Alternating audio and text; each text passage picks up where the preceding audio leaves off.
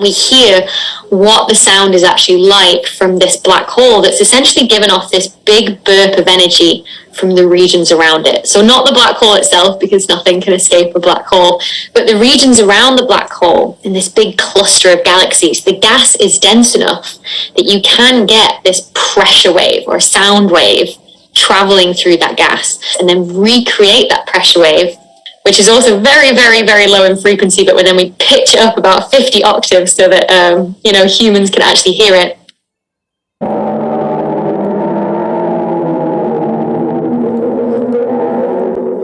All right, so joining us now to make sense of what we just heard is... It's like my stomach rumbling. Right? Seriously, is Professor of Theoretical Physics at the City University of New York, Michio Kaku. He is also the author of The God Equation, The Quest for a Theory of Everything. Professor, what did we actually just hear there? Well, some people say, now, wait a minute.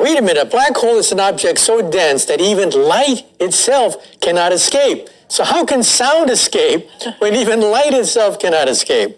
What you're actually listening to is vibrations. Vibrations created by the black hole rippling through the gas cloud. These vibrations are then picked up on the planet Earth, massaged by a computer, amplified by 57 octaves, boosting it so that we can hear it with the ear. It's not just science fiction anymore.